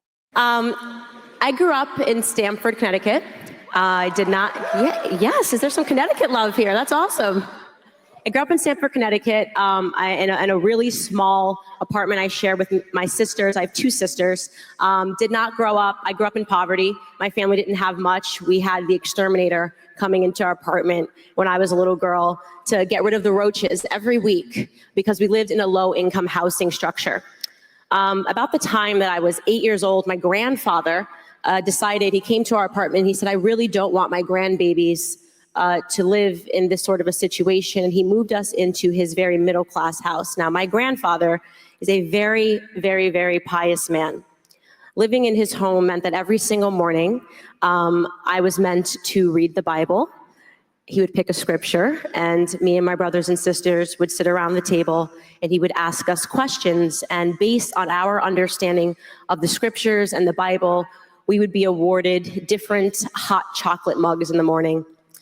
I never really in my life thought that that was a meaningful way to grow up. In fact, when I was introduced to the public school system, I was embarrassed. I was embarrassed about my relationship with God. I wanted it to go away. I didn't want people to know that my grandparents were so Christian, that they wanted us to read the Bible every morning. That wasn't cool. That wasn't a cool way to live. And so I shed that.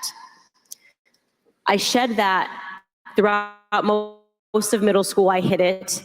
And in high school, I completely shed it when my grandparents moved down south. In high school, I had a very unique experience happen to me, which reporters and journalists do not like to report on because it completely disrupts their narrative, that I don't understand that bad things happen to Black people, that I don't understand that there's racism in the world and that people can be hurt by racism. Candace Owens reflects on her childhood spent in poverty, sharing how it shaped her early life and her evolving relationship with her Christian faith. Growing up in a small apartment in Stamford, Connecticut, Owens describes the challenges of living in a low-income household, including frequent visits from exterminators to deal with roaches. Her grandfather, a deeply pious man, played a significant role in instilling Christian values in her, making Bible reading a daily ritual. However, as she entered public school and began to seek social acceptance, Owens felt embarrassed by her religious upbringing and distanced herself from it, shedding these beliefs in high school. This complicated relationship with her faith reflects her struggle between familial expectations and the desire to fit in with her peers, ultimately leading her to temporarily reject the very principles that later became foundational to her identity. When I was in high school, I had a boyfriend. It's my first boyfriend. I thought I was really cool. And he and I went to watch a movie at his house. We were watching Talladega Nights. It's a great movie if you guys haven't seen it. For those of you that have seen it, I never know what to do with my hands, just like Ricky Bobby. So I was watching Talladega Nights and my phone rang, and it was a blocked call, and I don't pick up blocked calls, so I sent it to voicemail. My phone rang again, I sent it to voicemail again. My phone rang 4 times. By the time the movie was over, I had 4 missed voicemails, which was really an insane thing. So I went home and I listened to the voicemails after a great night, and what I heard was something really horrific and terrifying. On the other end of the line, there were 4 male voices, and they were alternating. They were calling me the N-word. They were saying that they were going to put a bullet in the back of my head as they had done to Martin Luther King. They were calling me Rosa Parks. They were telling me that they were going to tar and feather my family. It went on for a really intense I would say 5 minutes. And when I hung up the phone, the first thing that I did was I broke down and I cried because I couldn't think of 4 people that would say those words to me. I couldn't even think of one person that would say those words to me. Here I am, I'm a senior in high school, living my best life, and I get these terrible messages. So I went to bed the next morning, I had a class, a philosophy class, and we happened to be talking about racism. And I told my teacher, I rose my hand and I told him what happened. I said, Mr. Forker, I got these terrible messages. And I played them for him. And he was so horrified that he said, get up right now, we're gonna go to the principal and you're gonna report these messages. The principal immediately called the police. And that was the beginning of what would represent a very dark life, a dark period in my life. It turned out, by some random stroke of my own misfortune, that I did not know, as I had said, 3 of those people in the car. One of those 3 people in the car that night that left me those messages happened to be the current Democratic governor of Connecticut's son. And instantly, this case was elevated and my face, a high school senior, was splashed on the front pages of every newspaper in Connecticut and in New York, calling me a victim of a hate crime. That's a really, really, really heavy word, a victim of a hate crime. It turned out that one of the kids in the car was a former friend of mine, and I used to hang out with him and a group of my friends all the time. And once I got a boyfriend, I did what most girls do, and I just wanted to be with my boyfriend, and he was hurt. And one night he got into a car and he was drinking, and with 3 people that I didn't know, and they decided to leave me these voicemails. Now, of course, because a politician's son was involved, the FBI had to get involved to trace the origins of the messages because nobody wanted to come clean and say that they had left them. So I went from watching Talladega Nights to being a front page cover story to being called a victim to having everyone in my high school and in my town debate whether or not the messages were real, why the FBI investigated it. Of course the messages were real. Of course, after the FBI included their 6-week-long investigation, they determined that I did in fact receive these messages from these men. And 6 weeks later, all 4 of them were arrested. The youngest person in that car was only 14 years old. And then, of course, after the entire world was debating it, reading letters to the editor where people either called me a liar, a hero, a victim, it was over, just like that. The press was over. They were ready to move on from the situation. And that seems to be a common theme. Candace Owens recounts a harrowing episode from her high school years, where she became the target of racist threats and harassment, an incident that escalated to the point of involving an FBI investigation and widespread media coverage. The incident began with a series of anonymous voicemails filled with racial slurs and violent threats, which deeply shocked and terrified Owens. The situation took on a life of its own when it was revealed that one of the perpetrators was the son of a prominent Democratic politician, elevating the case to national attention. The media quickly labeled Owens a victim of a hate crime, thrusting her into the public eye and triggering a debate about the veracity of the threats and the broader implications of racism in America. This intense scrutiny and the ensuing public discourse left Owens grappling with her identity, leading to years of personal struggle. Her story highlights the complexities of being thrust into the role of a victim by external forces and the profound impact such experiences can have on one's mental and emotional well-being. We're looking for the oppressed and the oppressor.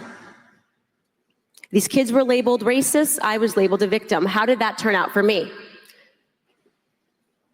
Well, for me, it turned out into 4.5 years of anorexia.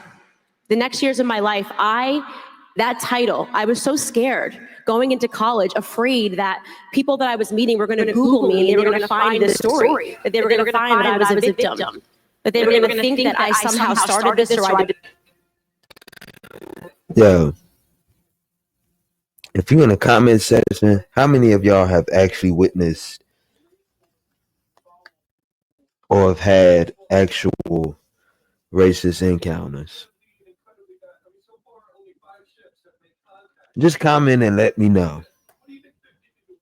I deserved it, or they were going to take a side in the same way that people in my town had taken a side. The only way that I felt that I could assert control over myself and over my narrative was through having anorexia. It took 4.5 years of me having an eating disorder before something woke up in me. I was living in Manhattan. I was paying down student loans. I went to school and I majored in, quite ironically, journalism, something that I don't believe in as much today. And I began to take yoga classes. And I had lived a life partying throughout college, drinking, really had fallen far from the girl that sat at the kitchen table with her grandfather reading the Bible. My friend said, let's take a yoga class. I went to yoga class, and suddenly that silence, that meditation, the prayer that people have, I really, for the first time in a really long time, was able to have conversations with myself. Candace, what are you doing? Why are you doing this? Why are you living this life? Are you happy? The answer, of course, was I was not happy. I wasn't happy being a victim. I was miserable. I was allowing it to eat me alive. I was able to meditate my way, and people say, how did you get over your anorexia? Meditation, yoga. I was able to meditate myself back into health with conversations and prayer and focus. And here's what I discovered. What happened to me in high school didn't just happen to me, it also happened to the 4 kids that left those terrible messages. Because a 14-year-old, a 15-year-old, a person that was my former friend. Candace Owens recounts her journey of overcoming significant personal challenges, including trauma, anorexia, and deep unhappiness, through the practices of self-reflection and mindfulness. She describes how a traumatic experience in high school, where she became the target of racist harassment, plunged her into years of emotional turmoil and an eating disorder as she struggled with the heavy label of being a victim. It wasn't until she reconnected with herself through yoga and meditation that she began to heal. Owens highlights how these practices allowed her to engage in honest conversations with herself, leading to a profound realization that she was unhappy because she had allowed the victim mentality to take over her life. By meditating and focusing on her inner thoughts, she gradually reclaimed her health and well-being, illustrating the transformative power of mindfulness and self-awareness in overcoming adversity and finding personal peace. They can't be racist. That's a heavy word. That's a really heavy word. What they were young kids that were trying out what it was like to be mean in a generation that has smartphones, in a generation that can send text messages, can send Facebook and Instagram messages around the world in a matter of nanoseconds, something that the adults that had raised us had never experienced before in their lives. We are the LOL generation. When I was a little girl, my dad had a beeper. He didn't have Twitter, there was no Facebook, there was no Instagram, and parents and teachers never thought about how that might impact us growing up. When you no longer have to look at someone to just be mean, when you can just say a mean tweet, leave a mean comment. It's so easy in this generation to be mean. I thought to myself, wow, imagine if, as opposed to calling me a victim, which ruined 4.5 years of my life, as opposed to calling children racists, which I'm sure ruined years of their lives, what if the adults in this situation tried to pause and actually understand how everybody was impacted? What if the adults tried to understand what it's like being a kid coming up in this generation, how easy it is for us to be mean? What if the politician just made his son say sorry? No one says sorry anymore. That seems to be going out of style because people are constantly trying to get away with everything. I was angry with God for a lot of things in my life. I was angry that I didn't grow up in a family that had any money. I was angry that I had $150,000 in student loan debt and no degree. I had to drop out because Sallie Mae collapsed and I couldn't get my loan in my senior year. I was angry with God because I had this horrific situation happen in high school and I was a victim and he allowed that to happen to me. That was my mentality. And all of a sudden I had a different perspective, and this perspective changed my life. And it's what I try to tell everybody that is going through something bad. Whether you believe it or not is up to you, but I can tell you that it transformed my life. I believe that God picks people to have experiences in their life, the good ones and the bad ones. I believe that God wanted me to have my parents. I believe that my God wanted me to grow up in a house that was dysfunctional. I think that he wanted me to grow up impoverished. He wanted me to go through a hate crime, as it was classified, in high school. Because who better positioned to attack the left's narrative than somebody who has lived through all of that?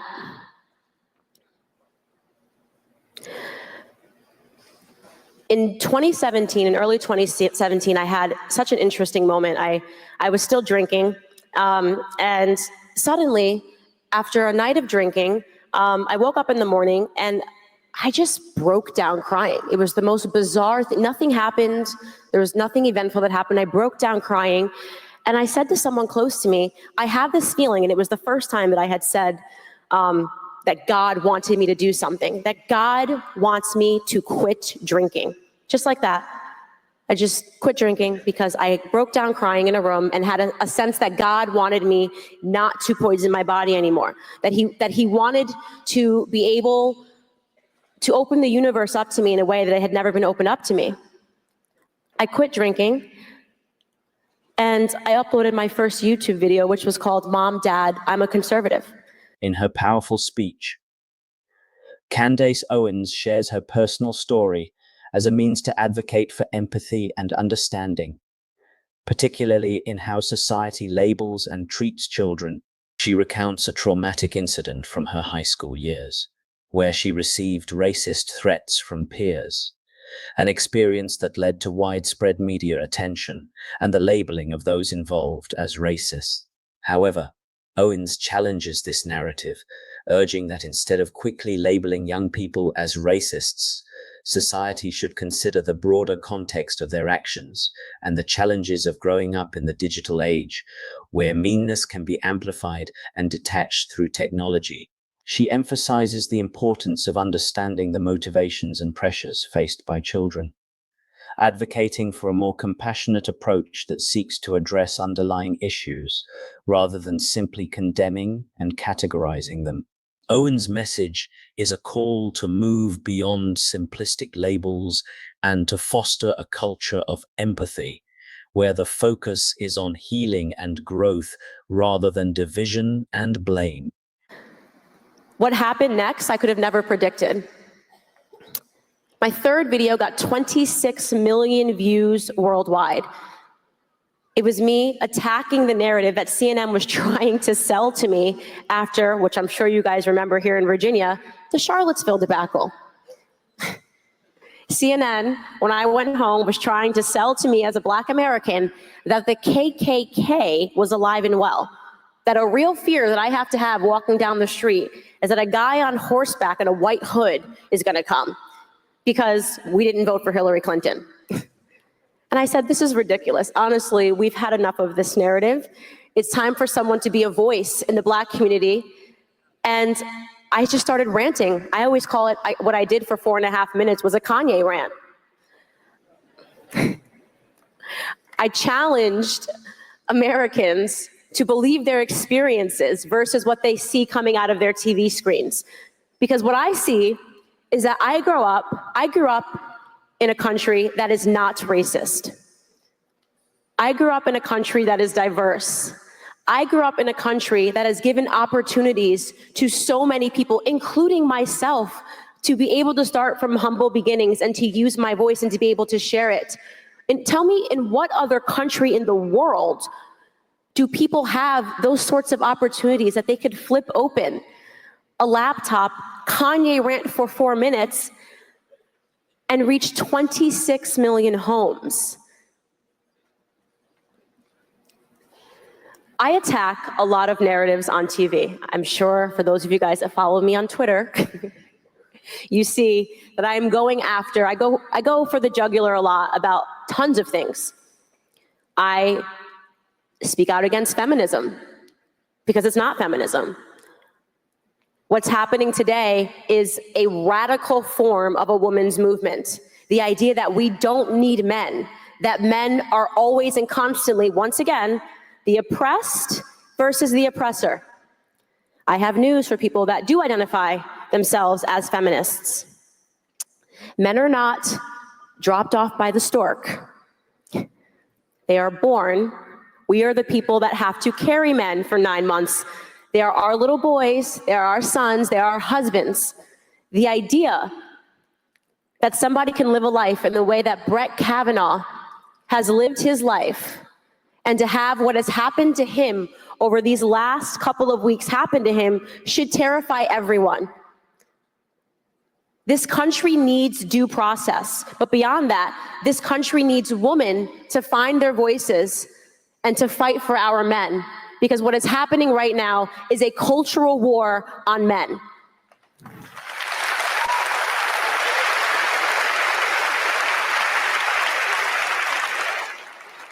Quite controversially, I also speak out against. Candace Owens boldly challenges the prevailing narratives of systemic racism and modern feminism, advocating for a perspective rooted in personal experiences rather than media portrayals. She argues that the media often distorts the realities of racism and gender issues, promoting a victim mentality that she believes undermines individual empowerment. Owens critiques modern feminism as a radical movement that unnecessarily pits women against men, urging women to instead stand up for men's rights and recognize the importance of gender cooperation. She emphasizes the need for due process and fairness, particularly in cases like Brett Kavanaugh's, where she believes men are being unfairly targeted. By focusing on the importance of personal agency and rejecting the idea of inherent systemic oppression, Owens calls for a re-evaluation of the roles of men and women in society, advocating for a more balanced and empathetic approach to gender relations. Planned Parenthood, and I know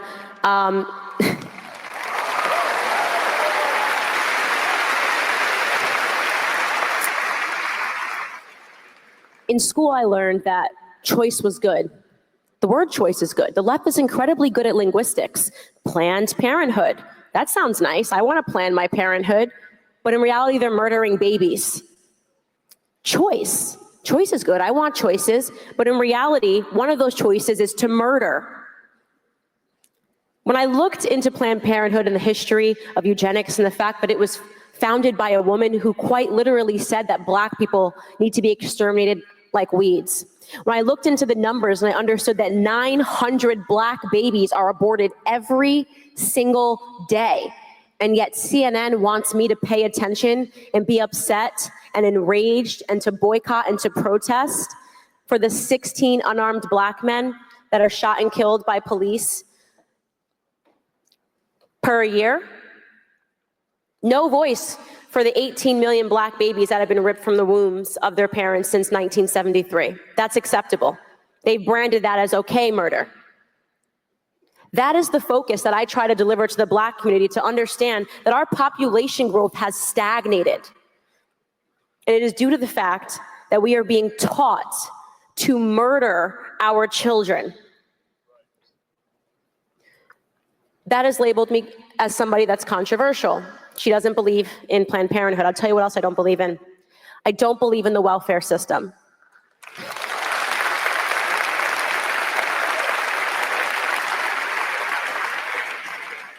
You know, I make strong statements and I say that I don't believe in the welfare system because look at what it has earned people that have gone onto the welfare system.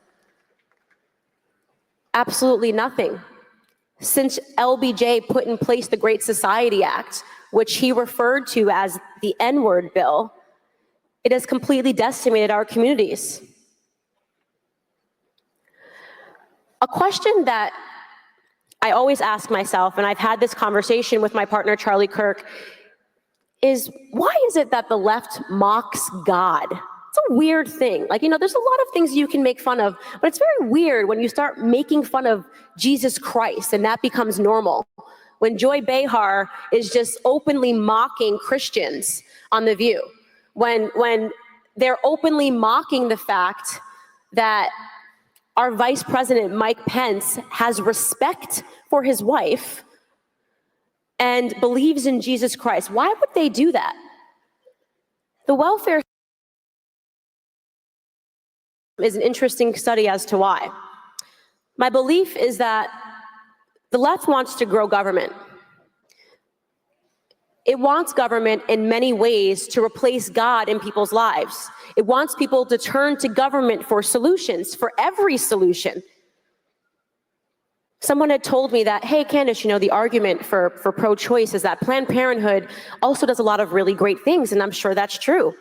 They supply birth control pills, and they conduct mammograms, and women can go there for other health concerns. And I say that's really great, but they're also murdering people. There's no justification for murdering people. How do we get to a point in society where people understand the value of a human life? If we don't have people boldly and courageously standing up and speaking out against these systems, which are meant to make us place so much faith in the government, so much faith that the government can fix all of our issues, so much faith that the government understands how many human lives are worth being born. How do we reverse that? Every single person in here, I believe, has had a series of experiences that are prompting them to do something great in this world. At the moment that you believe in yourself, at the moment that you get back to your center, that you align yourself with the universe, with God.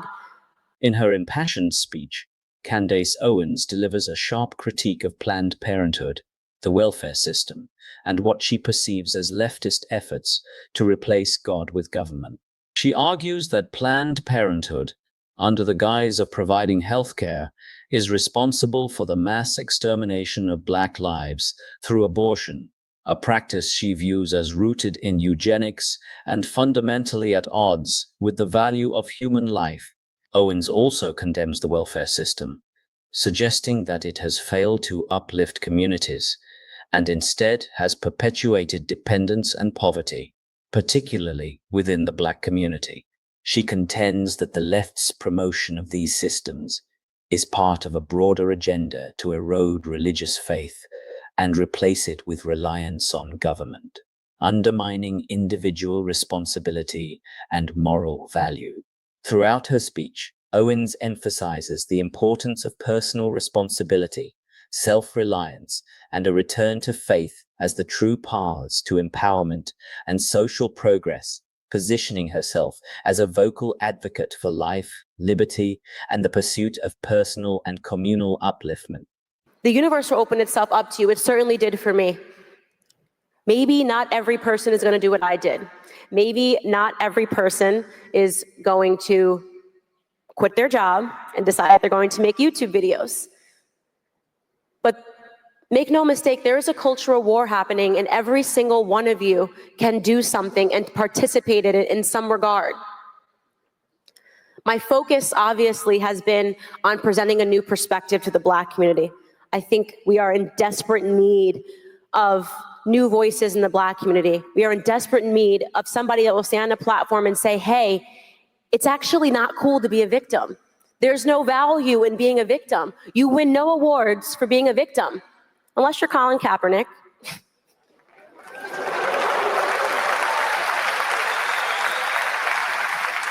I think he made a pretty sweet deal off of being a victim, so credit to him where credit is due. But the message that he is selling to people, of course, is not going to get them anywhere. At the moment that you believe that you can't, you won't. At the moment that you believe that you can, you will. Why is that controversial? Why wouldn't the left want to tell the truth about me? That I stand on a stage and I tell people all across the country that I believe in them. That's what I'm saying. Every time I stand on a stage in a room, at a university, at a college, I say, hey guys, I believe you. I believe in you. You can do it without government handouts. You can do it based off of good ideas. You can do it based off of hard work. You can do it with Jesus Christ.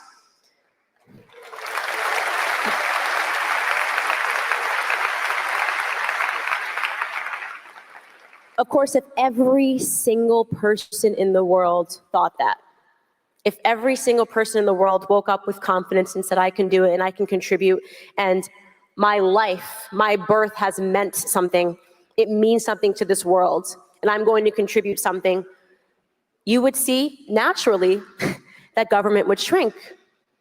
That when people were faced with problems, they wouldn't run to an arbitrary welfare system. They would turn to God, they would turn to their communities, and they would nurse themselves back to health. That's what you would see. And that is why I believe in my heart that I have been considered a threat to the left and to the establishment. Kanye West, man, he's a wonderful man. It's so great to look back at everything now and to remember his song, Jesus Walks. How many of you guys know that song? And he made that song, he made that hip hop song, Jesus Walks, because people told him that he couldn't talk about Jesus and he couldn't make Jesus cool. So he made it a #1 album. He made it a #1 track talking about Jesus and feeling that Jesus was walking with him in what he was doing. The gift of Kanye West isn't because he is one of the biggest stars in the world.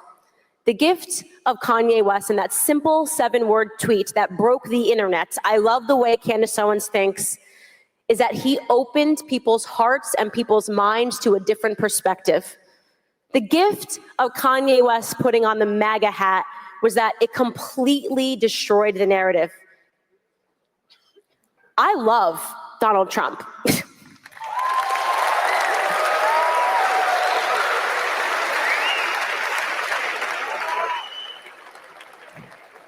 First and foremost, he's pointedly hilarious.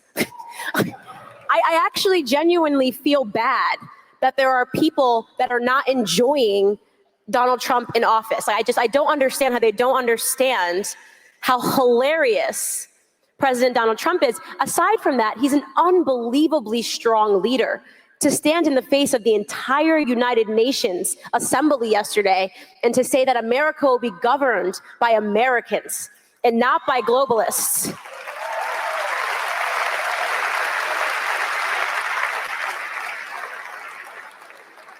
What is it that President Donald Trump, Kanye West, and Candace Owens have in common that we have grown so fond of each other? I think Kanye West describes it as dragon energy. And to me, I think it's individualism. It's believing in yourself. It's standing up in the face of everybody telling you you can't. You're not allowed to think that. You're a black man. You can't think that. You're not allowed to think that. You're not a woman. You have to think this because you're a woman.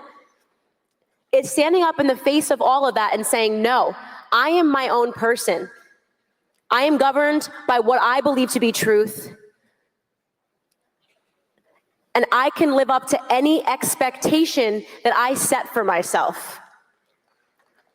I think that is an energy, that is a love, and that is a passion that I hope that I work every day to share with the world. Thank you guys so much for having me.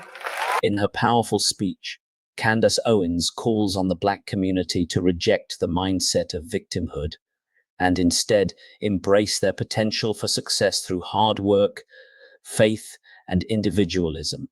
She challenges the narrative that Black Americans are inherently oppressed, arguing that this belief limits their ability to achieve greatness. Owens emphasizes the importance of self-reliance, urging individuals to take control of their destinies rather than relying on government assistance or succumbing to societal expectations. She advocates for a return to traditional values, including faith in God as a foundation for personal and collective advancement. By promoting a message of empowerment and personal responsibility, Owens seeks to inspire the Black community to rise above challenges and realize their full potential, arguing that success is attainable for anyone who believes in themselves and is willing to put in the effort. Thank you for taking the time to watch this video. Your support is the biggest motivation for me to continue creating better quality content. See you in the next videos.